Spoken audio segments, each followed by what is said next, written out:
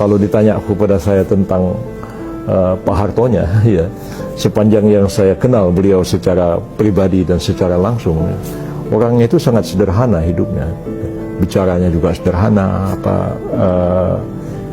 Kalau di rumah hanya pakai baju kaos dan hanya pakai sarung begitu, dan rumahnya itu juga sangat sederhana. Yang sederhana, yang bagus tuh yang di depan yang ada harimau yang juga dapat menerima untuk menerima tamu itu. Tapi secara keseluruhan tuh kehidupannya itu sangat luar biasa, ya. Saya kadang-kadang disuruh beliau bekerja di rumahnya, ngetik macam-macam begitu sampai siang, terus Pak Harto datang pakai sarung begitu, nanya, "Dil, kamu sudah makan?" "Oh, belum, Pak." Panggil ajudannya, "Sediakan pop mie 2 gitu. Jadi pop mie dia, ya.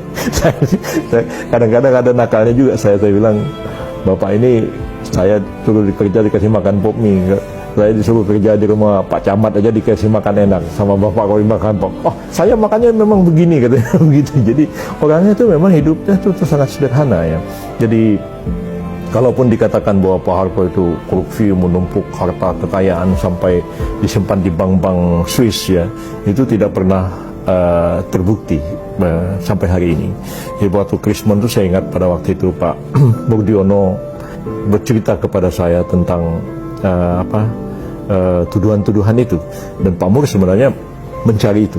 Ya, saya juga waktu itu ditugasi menerbitkan beberapa paspor diplomatik kepada orang-orang tertentu, ya, untuk pergi ke Swiss untuk melacak itu. Ternyata tidak ada. Dan pada waktu Pak Habibie juga, Pak Muladi pada waktu itu ditugasin untuk melacak itu sampai ke Swiss, nggak ditemukan.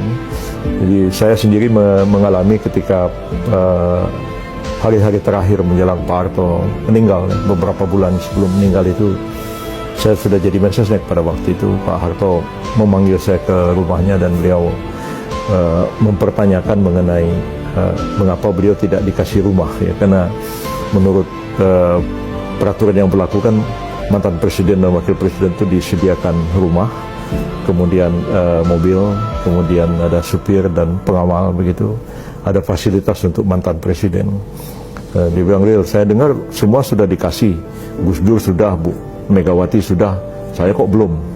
katanya. Jadi saya bilang, "Oh, Pak Harto memang perlu rumah." Dia bilang, "Bukan, saya mau beli rumah di Jalan Tengku Umar, ya, untuk dijadikan klinik jantung sesuai dengan permintaan almarhumah Ibu Tin," beliau katakan. Jadi kalau bisa ya saya mau rumah itu.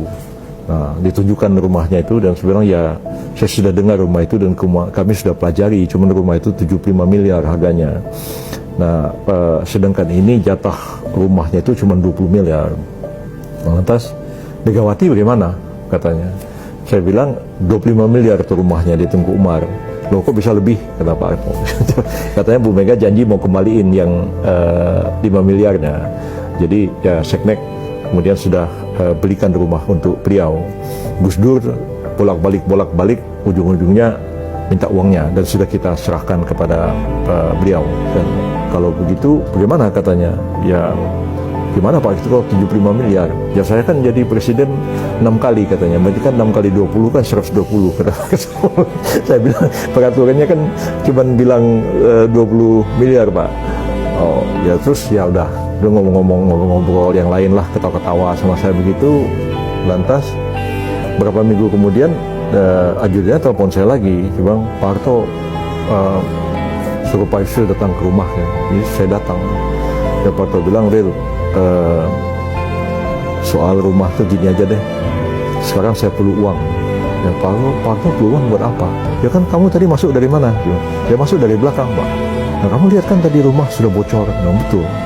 Jadi saya masuk tuh biasa lewat pintu yang saya biasa masuk lah, lewat belakang begitu, dan sudah banyak tergenang air karena hujan waktu itu. Dan biar saya mau betulin rumah ini, saya nggak punya uang lagi. Sampai waktu itu saya telepon Sri Mulyani supaya uangnya dikeluarkan. Jadi saya bikin memo sama Pak Presiden SBY pada waktu itu, dan SBY setuju. Saya bilang, "Ini kita ada kewajiban sama Pak Harto belum kita penuhi." Terus kemudian Ibu Sri Mulyani setuju, dan waktu itu pun Ibu Sri Mulyani masih persoalkan lagi. Dia bilang, "Ini 20 miliar, ini Bang Yusril, Tapi ini kan kena pajak apa enggak nih? Saya bilang, masa sih gini-ginian aja dipajakin gitu. Nah akhirnya yang disetorkan dikasihkan Pak Harto itu cuma 13 miliar. Yang 7 miliarnya itu masih tanda tanya apakah kena pajak atau tidak. Nah setelah saya tidak jadi mensesnek lagi, saya nggak tahu apa itu sudah dipotong atau tidak. Sri Mulyani kan masih jadi Menteri Keuangan sampai sekarang. Jadi itu ceritanya. Jadi kalau Pak Hartonya sendiri itu saya kira enggak.